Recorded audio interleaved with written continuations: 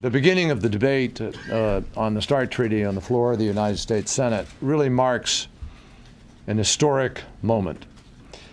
The Senate has the opportunity, and frankly, it has the solemn responsibility to act to reduce the number of nuclear weapons pointed at our country. Some have suggested that somehow we don't have time to take up the new START Treaty because Christmas is only 10 days away. Well, let me read you what retired Brigadier General John Adams said in response to that claim a couple of days ago. He said, "We have 150,000 U.S. warriors doing their job over Christmas and New Year.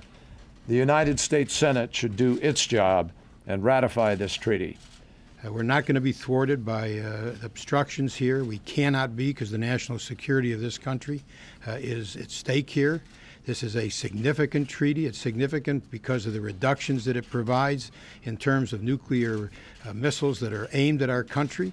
It is significant in terms of our relationship with Russia. Senate rejection of New START would not only undermine our understanding of Russian strategic forces, it could also disrail or disrupt a host of other United States policy objectives. We've gone a year and 10 days without any inspectors of Russian nuclear sites.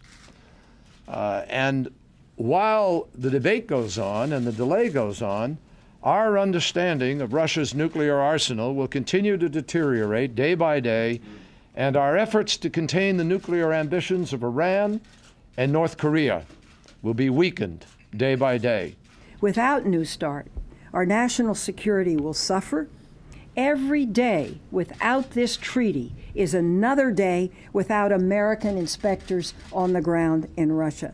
Another day in the dark. Previous secretaries of defense of both parties, previous secretaries of state of both parties, previous presidents of both parties have together urged the Senate to ratify. And we cannot allow the obstructionists who have obstructed so many things in this Congress to stop this national security interest from being taken care of.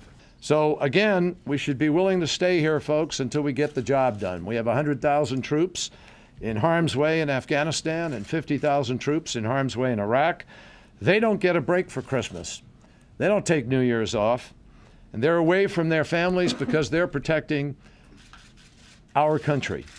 Surely, we in the United States Senate can't ask any less of ourselves. We owe it to our servicemen and women in Afghanistan, Iraq, and elsewhere in the world to do everything in our power to make the world safer and reduce the threat of conflict for them and the threat to our own citizens. This treaty is the least that we can do.